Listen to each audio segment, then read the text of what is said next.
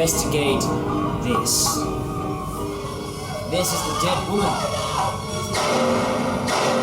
It was found here last Friday.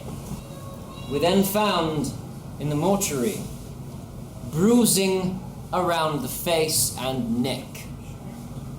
This implies she was strangled before her throat was cut. Now, this is no ordinary murder. No. This is the first murder of the world's first recorded sexual serial killer. This, ladies and gentlemen, is the work of Jack the Ripper.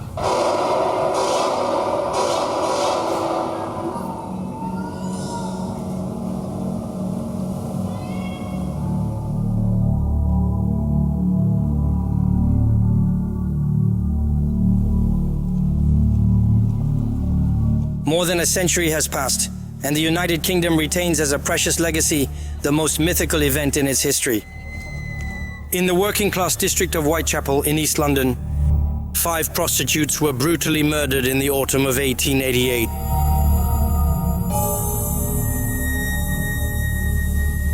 The murderer was never identified, but he is universally known by his pseudonym, Jack the Ripper.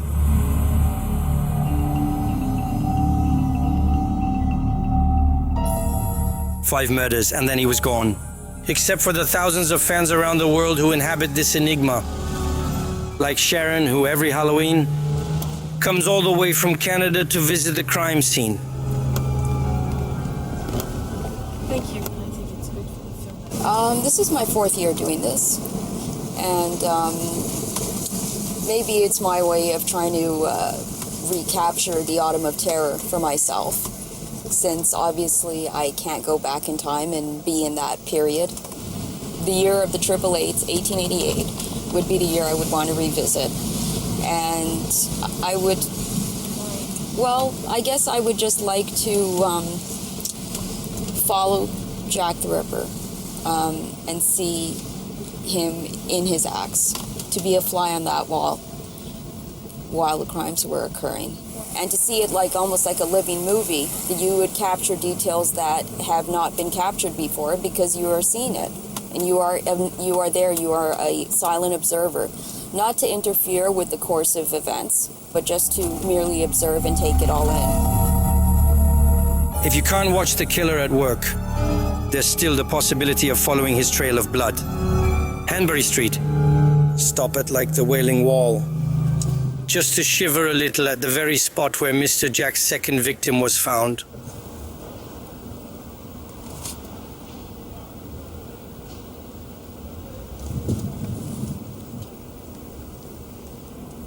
It's always very powerful for me whenever I come and visit the murder sites. Just a remembrance, paying tribute to women who may have otherwise lived maybe there would have been room for redemption. Maybe they would have had the opportunity to mend their ways, get out of the streets of Whitechapel. I'm not saying what he did was right, that it's justified, that it can be excused. But it does beg the question as to what went wrong in his life that he felt compelled to murder women, but not just murder them, to totally mutilate them, to leave them out on the street with their intestines draped over their shoulders as if by design. What brings a man to that? To be his heartbeat, to be in that spot where he is, to try to understand. I guess that would be the ideal for me, just to try to figure out how he felt when it was being done, what he was thinking. Right, good evening, ladies and gentlemen. Welcome to London Walk's Jack the Ripper walk. My name is Donald. I'm your guide for this evening's walk. I've written a book on the subject, so hopefully she'll be able to answer any of your questions. Strange pilgrimage. Strange pilgrim. For a strange messiah, who 4 times a week introduces hundreds of people to his Jack the Ripper's war. The Ripper's Walk. haven't crossed the line. So walk, tourists, and listen. What Donald Rumbelow reveals, former policeman as eloquent as he is fussy, and the gospel.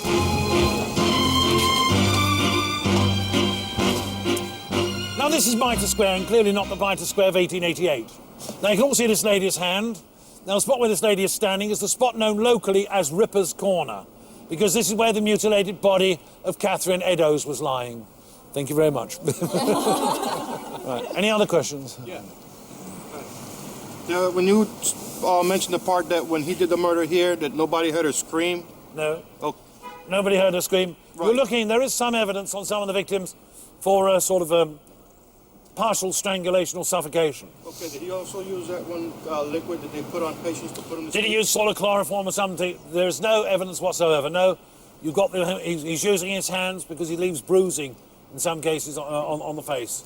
I think what people are looking for, they're trying to catch some of the glamour, the fake glamour, but also some of the excitement, the hunt, the chase, that everyone can join in. Because they've got their own theory, they can pick their own facts, they can name their own suspect. They, in fact, become the detective. Everyone would be looking for their Jack. Of course. What's the point? A question that inevitably had to be asked of this old lady who has never been able to pin down on her hunting list, who was also nicknamed Saucy Jack, Mischievous Jack.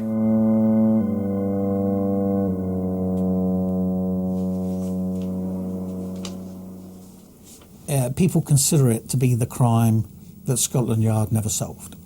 So everybody out there wants to be cleverer than the detectives at Scotland Yard, so they all want to solve it. So they all sit down and spend hours and hours poring over it, looking at all the suspects, looking at what's this, because then they could be cleverer than Scotland Yard if they can come up with an answer to it. In the footsteps of this very Anglo-Saxon passion, let's follow in the footsteps of Andy Halif, one of these amateur sleuths. Better still, one of those ripperologists and venturologists who devote their spare time to unraveling the mystery.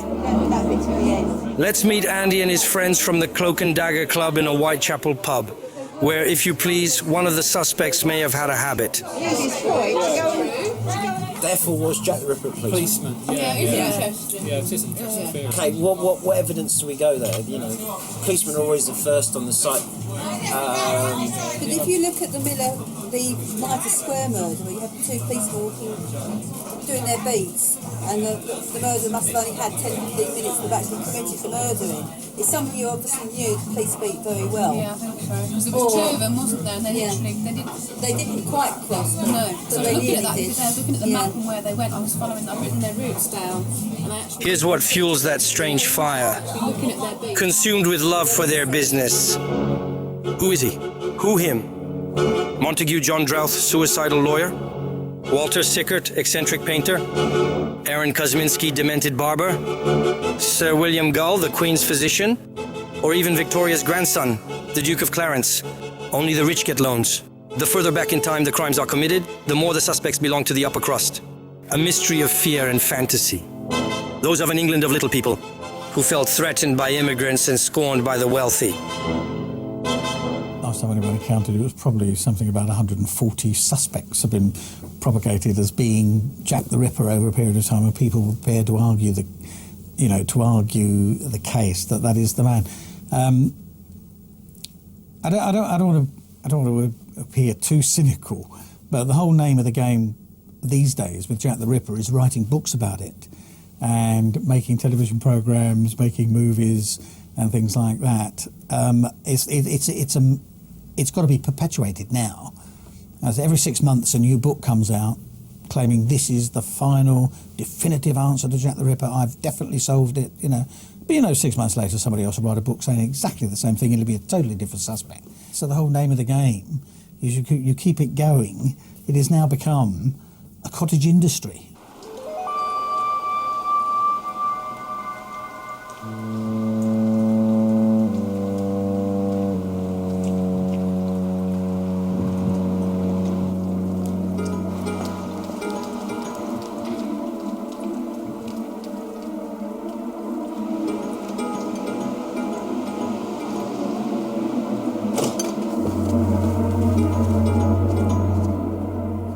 Ripper room. It's full of books and memorabilia to do with Jack the Ripper. A lot of people think today that the Ripper isn't actually a real person. He's a fictional person like Sherlock Holmes or any of the horror people like Dracula. But he was a real character. So it's interesting that you get all this stuff that's actually dedicated to what is a real serial killer. Important historical books written by people that were there at the time. Documentaries about Jack the Ripper, films about Jack the Ripper. We go and look at the little models, pub signs. I say that's the sort of souvenir touristy side of Jack the Ripper. Here's an interesting example. Ripper beer. What about that? Cloak and Dagger Club is actually responsible for producing a magazine called The Ripperologist, which is basically the authority on Jack the Ripper. And there are an amazing amount of people that have recorded tracks called Jack the Ripper. Again, because it's an inspiring name.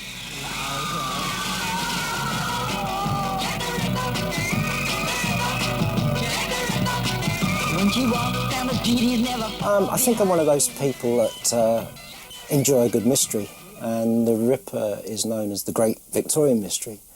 I was brought up on Sherlock Holmes, so I always wanted to be a detective. And I think Hunt the Ripper, as we call it, is the greatest detective game that you can play. But you don't have to leave your armchair. You can play armchair detective. But every time that I have found new material, you just get that little buzz thinking, actually, no one else has found that. Maybe this will help, help identify or help bring the cause on. You do get a bit of an adrenaline rush, and it does take you over. I mean, kind of when I start researching things and investigating things, it does take over my life. A life and passion Henry shares with his wife, met at a club meeting. Claudia, who feeds her nostalgia for the Victorian era by making period costumes. At the moment, I'm working on a reproduction of the sort of costume that a lower class lady in Whitechapel would have worn at the time of the Jack the Ripper murders. I've always been very interested in unsolved murders, but this kind of combines everything that I like about historical costume and Victorian life. And to think that all this time on, we are still walking around the streets of Whitechapel thinking, who was Jack the Ripper? It's, the ghosts are still there. You can still feel it in the air when you go there at night and down the dark alleys. And it's very spooky, and it's held on to the area.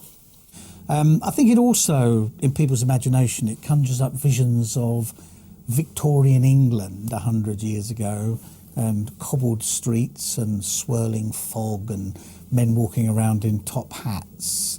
And it brings up a vision of 100 years ago that people can relate to and find it quite exciting. Some of you may have seen the old Michael Caine film or the latest Jack the Ripper film starring Johnny Depp. And in these films and television programmes, East End prostitutes are all incredibly good looking. The women wear these enormous cartwheel hats. Their dresses are made of silk or satin. They're bright red or scarlet. The women have fancy underwear, high-heeled shoes, and whenever you see them in one of these films, they are continually standing on a table in some smoky East End pub with a tankard of gin in one hand, belting out a song at the tops of their voices. Isn't life great? Isn't life wonderful? Isn't it fun to be an East End prostitute? That's the film and television version. The reality, of course, was much, much different. Most of the victims were women in their 40s, who for one reason or another had abandoned lovers, husbands, boyfriends, families, and taken to living on the streets. In appearance, their faces were puffy from drinking too much gin. They had cuts and bruises on their faces. They had teeth missing. Aren't we a long way from the dark romanticism attached to this case? For a distinguished historian and horologist, dissecting these serial murders is also about the shameful face of Victorian society. For some, a golden age barely shaken by a demented man with a blade lit by gaslights. For others, an opportunity to revisit the Ripper's hunting grounds and the filthy squalor of the British Empire's underbelly. Right. Well, here's the East End. Over here you can see some of the Victorian and pre-Victorian buildings, so that's just a little surviving area of the East End slums, and all in the background you can see the modern buildings of the city as it encroaches on this area. I think one of the easiest ways to describe the East End is to imagine a very big, very expensive hotel, and so you have all part of the hotel where the guests stay are all plush and luxury, and that would be the West End of London. But the moment you go through those doors that say staff only, then you go into rooms that are maybe just bare brick, and it's just a functional area, and that was kind of what the East End was like. So streets full of common lodging houses, a very transient population, people coming in, moving out, whether they had the money for the night, and if they didn't, they'd have to sleep rough somewhere else. Lots of prostitutes, thieves, a large criminal population and semi-criminal population. This was the lowest area. If you came this low, there was no lower for you to go. It was a time of considerable social unrest. I don't think people often realise just how dramatic a period that was, because there were so many things happening in these social conditions and the way that people lived. The Ripper walked onto a stage that had already been primed for him, if you like. Jack, who burst like a rabid cat into the bowling pins of Victorian society, forcing him through the press to contemplate his victims, his sisters from the abyss, nickname for prostitutes in those days, emerges from the English Carmen. Let's force him to discover, unwillingly, fear. With a serial killer, if you have it, they commit a murder, and then you wait perhaps a month, and then another one, and then you wait another month, and then another one. Now the fear starts to creep in, and the newspapers have been going for a month about how the police haven't caught anybody. Then there's another one, and now it's even doubly bad, and it goes on and on and on. And it's the time scale that really makes it. The media gets the media attention if somebody is not caught very, very quickly. And the longer it goes, the longer the media attention builds up. And what happened was that a letter was received at the Central News Agency. A letter beginning, "Dear Boss," and signed Jack the Ripper. Almost certainly that letter was a hoax. In fact, a lot of people said they knew the name of the journalist that had written the letter. But the name has stuck. Ever since that time, the murderer has been Jack the Ripper, the murders, the Jack the Ripper murders, which is ironic, because almost certainly the real killer rejected the name. Because shortly after that letter had been received, a small parcel was received by Mr. Lusk of the Whitechapel Vigilance Committee. Inside he found a part of Catherine Eddowes' kidney and a letter addressed "From Hell." And the letter read, "Mr. Lusk, sir, I send you half the kidney I took from one woman. Preserved it for you, t'other piece I fried and ate, it was very nice. Signed, catch me when you can, Mr. Lusk." When the sheet is lifted, it's hard to keep this series of murders from the glamorous morgue it deserves.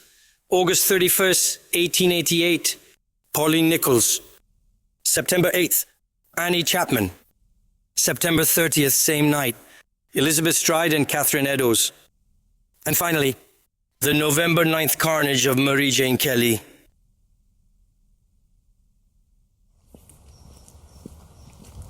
I've come back to see the grave of Catherine Eddowes. It's the anniversary again, of course, 115 years on, and I've come back to pay respects as usual. I hope you're pleased with the condition of the graves, which we keep them in top condition. That's good, yeah. Oh, that's great.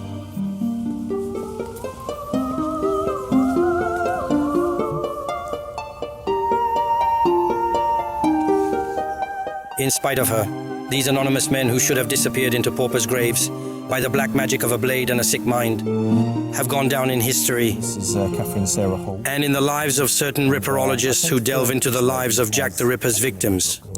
It said it was an open glass hearse pulled by two black horses, each wearing a black plume on its forehead. So, that's a pretty nice, classy funeral. Look, Catherine Eddowes nearly always has flowers on her graves, and Polly Ann Nichols very rarely does. Right. I think it's purely the location. This is more on the roadway, and hers was tucked away a little bit. But nearly always flowers on this one. I think there is a great feeling for Catherine. I think her character You know, she was a very lively character and very popular. My interest for the victims came when I was 18, and I started to look at the books and found out that there wasn't really that much research on the victims at all. And Catherine Eddowes is one of the victims that I studied, and I wanted to find out how it was that she basically got to be in the position that she was when she died. What do we know about Catherine Eddowes? That at the age of 43, she was prostituting herself on the streets of Whitechapel for a loaf of bread or bad gin. Minutes before the murder, witnesses saw her in the company of a 30-year-old man wearing a cap. At 1:45 a.m., a policeman making his rounds discovered her body, a mutilated body. The killer had mainly attacked her face and abdomen. Her uterus and a kidney were missing, a fact known to all ripperologists. But what keeps Neil going, a genealogist by trade, is another aspect of the victim's life. She had children. After years of research, he has achieved the astonishing to trace one of Catherine Eddowes' descendants.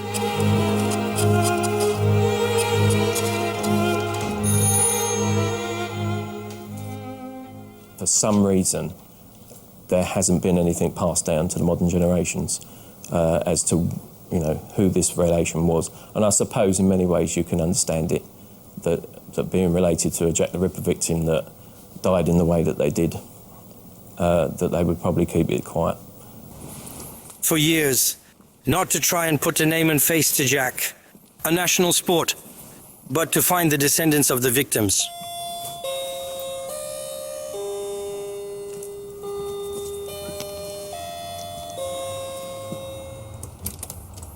Hi there. Neil. How you doing?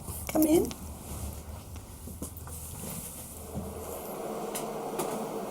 Been to the cemetery, see the grave.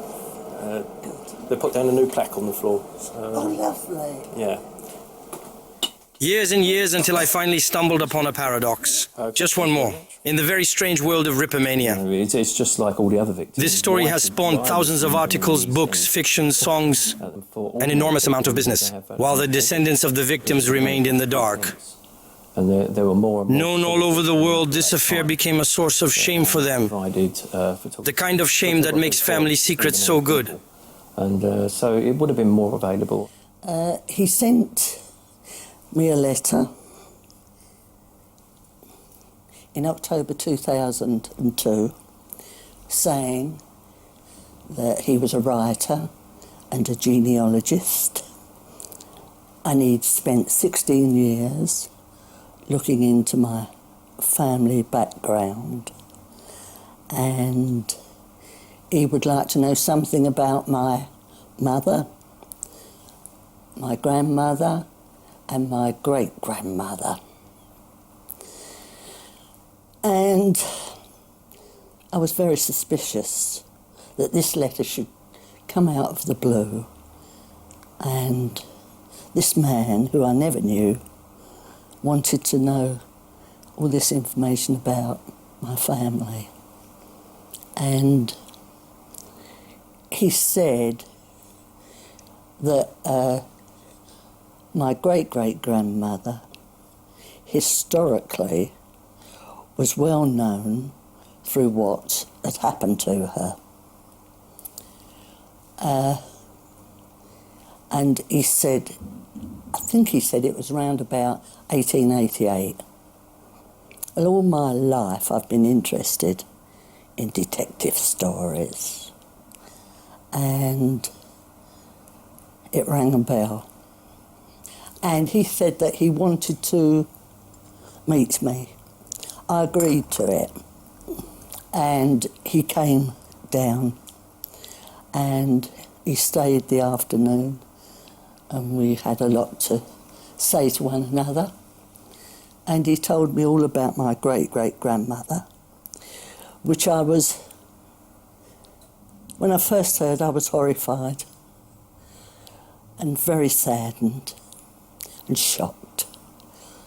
Even now, you know, I am.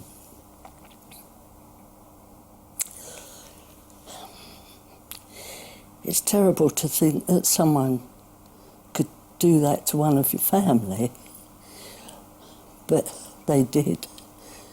and he'd never get his just desserts, whoever he is. It always comes down to this: who was he? Dear reporting friends, for this last one, we would have loved to give you a name. Well, we didn't. Instead, let's finish with this far more important question. Why are Jack the Ripper and all the other deranged birds of misfortune that followed in their wake so fascinating to us curious humans?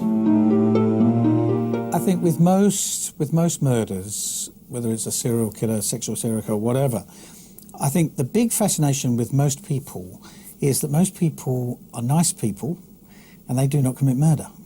And a lot of people, the majority of people, cannot understand how anybody would commit murder. They cannot understand how anybody, would rape somebody and then kill them and torture them and things. And what they want to do is they want to know why. Why is that person different to me? Why there's something in that person's brain, in their makeup, that is different to mine, and that is fascinating.